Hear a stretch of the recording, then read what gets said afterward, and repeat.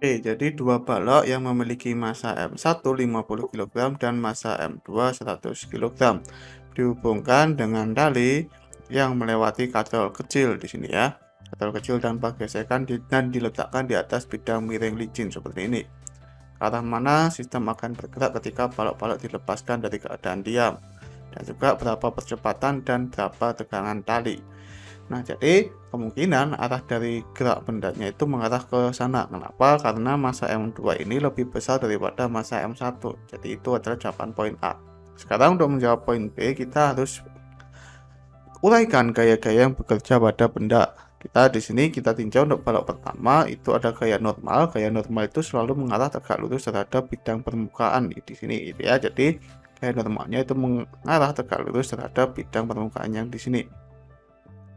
Nah, kemudian ada gaya berat ke sana, ke bawah gitu ya. Gaya berat itu akan selalu ke bawah. Kemudian ada gaya tegangan tali yang mengikuti arah dari talinya. Nah, di sini gaya beratnya kita bisa proyeksikan menjadi gaya berat ke arah Y dan gaya berat ke arah X nantinya ya, yang sudah biasa kita kenal.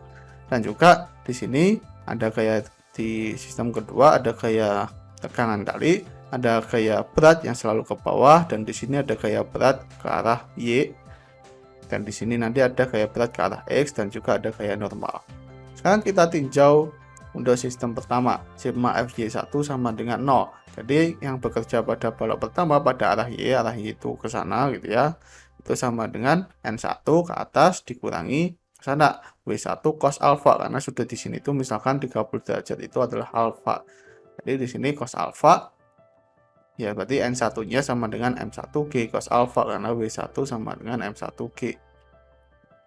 Kemudian sigma Fx1 itu sama dengan massa 1 percepatan. Percepatan kedua balok ini akan sama ya, karena kedua balok ini bergerak bersama dengan dihubungkan tali, jadi percepatannya sama. Ya, yang ke sumbu X positif itu adalah T.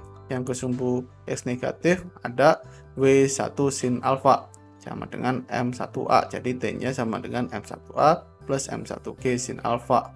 Ini kita simpan sebagai persamaan 1. Nah, kemudian sigma FY2 itu sama dengan 0. Karena di sini benda pertama maupun benda kedua itu nggak loncat-loncat gitu ya. Jadi pada arah Y itu diem. Meskipun pada arah X-nya dia bergerak ke sana dan bergerak ke sana. Nah, pada sigma FY2 sama dengan 0, yang ke atas itu adalah N2, yang ke bawah itu adalah W2 cos beta di sini ya, karena 53 derajat ini beta. Jadi N2-nya sama dengan M2G cos beta. Kemudian sigma Fx2 itu sama dengan M2A. Jadi karena bendanya itu bergerak ke sana, maka kayak yang mengarah ke sana itu yang positif. Kayak yang mengarah ke sana itu adalah W2 sin beta. Yang ke sana yang berlawanan itu adalah T. Jadi kita bisa dapatkan bahwa T-nya itu sama dengan M2G sin beta minus M2A. Ini kita simpan sebagai persamaan 2. Nah, kita memiliki dua persamaan untuk T, yaitu persamaan 1 dan persamaan 2. Nah, kalau kita samakan, kita akan dapatkan M1A ditambah M1G sin alfa sama dengan M2G sin beta minus M2A.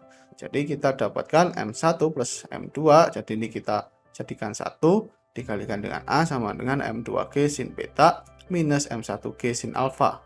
Nah, jadi kita bisa bagi dengan M1 plus M2, maka A-nya itu sama dengan M2G. Ini akhirnya kita keluarkan ya, M2 sin beta minus M1 sin alfa dibagi dengan M1 plus M2 dikalikan G. Nah, kita bisa substitusikan nilainya yang sudah ada di dalam soal. Nah, maka kita akan dapatkan nilainya itu adalah 3,67 meter per detik kuadrat. Nah, kemudian untuk mencari tegangan talinya, kita bisa gunakan persamaan 1 atau persamaan 2, terserah mau pakai yang mana. Jadi T-nya itu sama dengan M1A ditambah M1G sin alfa. Kita gunakan persamaan yang pertama.